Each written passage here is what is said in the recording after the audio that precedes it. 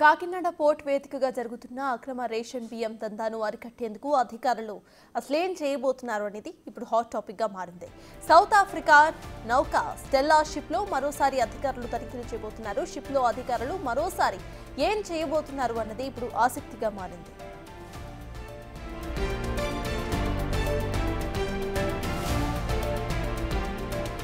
Stella నౌకను seize చేస్తారా లేదా కేవలం స్టాక్ ని మాత్రమే రిటర్న్ చేస్తారా అనేది తెలియాల్సిందే. అసలు 640 టన్నుల రేషన్ బియ్యం స్టెల్లా షిప్ లో ఎగుమతి చేసింది ఎవరు అనే ప్రశ్నలు సర్వత్రా ఉత్కంఠ రేపుతున్నాయి.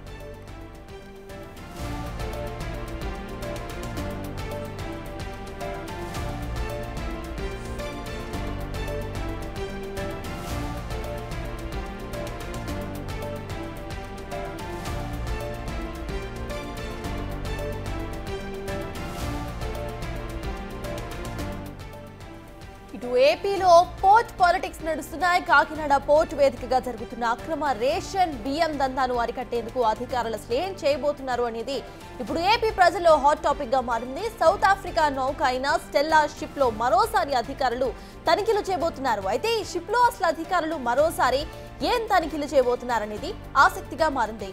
స్టెల్లా నౌకను సీజ్ చేస్తారా, కంప్లీట్ గా సీజ్ చేస్తారా, లేక కేవలం స్టాక్ ను మాత్రమే రిటర్న్ తీసుకుంటారా అనేది కూడా తెలియాల్సి ఉంది. అసలు 640 టన్నుల రేషన్ బియ్యం స్టెల్లా షిప్ లో ఎగుమతి చేసింది ఎవరు అనే ప్రశ్నలు కూడా సర్వత్రా ఉత్కంఠ రేపుతున్నాయి.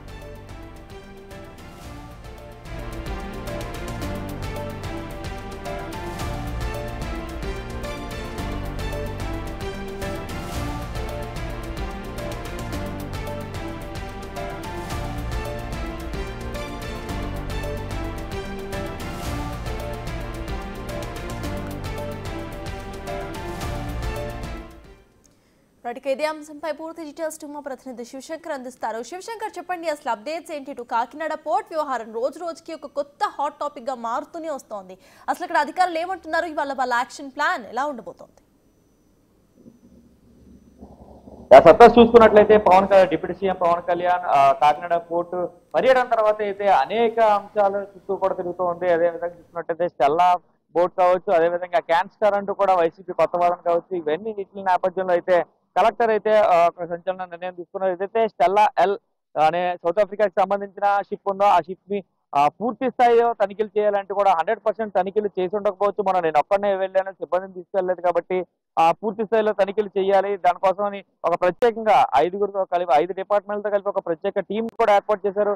అయితే చూసుకున్నట్లయితే ఆ టీంలో రెవెన్యూకి సంబంధించి ఏదైతే పోలీస్ అవ్వచ్చు, పోర్ట్ అథారిటీ అవ్వచ్చు, అలాగే చూసుకున్నట్లయితే ఖచ్చితంగా మొత్తం 5 డిపార్ట్మెంట్లు కస్టమ్తో కలిపి 5 డిపార్ట్మెంట్ల కలిపి ఒక టీం అయితే ఇప్పుడు స్టెల్లా ఎల్ షిప్ లోకి వెళ్లి పూర్తి స్థాయిలో తనిఖీలు చేస్తుంది. అయితే 640 టన్నులు మాత్రమే గుర్తించిన కలెక్టర్ అయితే పూర్తి స్థాయిలో బ్యాక్ టు బ్యాక్ చెక్ చేయాలని కూడా ఇప్పుడు నిర్ణయం తీసుకున్నారు. అయితే ఆ స్టెల్లా షిప్ లోకి ఆ 640 టన్నులు కూడా ఎవరెవరు షిప్పింగ్ చేశారు, ఎవరి ద్వారా వచ్చాయి, ఏ ఎక్స్పోర్ట్స్ ద్వారా వచ్చాయి, ఆ ఎక్స్పోర్టర్స్ కి ఏ మిల్లు ద్వారా వచ్చాయి అనేది కూడా పూర్తి స్థాయిలో కింద వరకు గ్రౌండ్ లెవెల్ వరకు కూడా వెళ్ళి వారందరి మీద కూడా చర్యలు తీసుకోవాలని కూడా నిర్ణయం తీసుకున్నట్టుగా తెలుస్తుంది.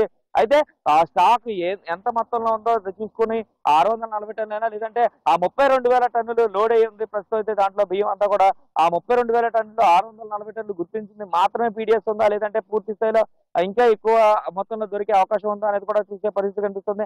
అది ఈ నేపథ్యంలోనే ఇంకా ఎక్కువ స్టాక్ దొరికితే కనుక నష్టాన్ని బట్టి కూడా అడ్మిరాలిటీ కేసు కూడా వెళ్ళి నౌకను కూడా సీజ్ చేసే అవకాశం ఉన్నట్టు కూడా చెప్తున్న పరిస్థితి కనిపిస్తున్నాయి. అయితే ఈ నేపథ్యంలో పూర్తిగా కలెక్టర్ బృందం అయితే ఇప్పుడే సీలోకి వెళ్ళిన పరిస్థితి కనిపిస్తుంది. అయితే వారు తిరిగి వచ్చిన తర్వాత 640 టన్నులైనా ఇంకా ఎక్కువ పీడిఎస్ ఉందా అనేది అయితే పూర్తిగా తెలియాల్సిన పరిస్థితి అయితే కనిపిస్తుంది. సతాస్.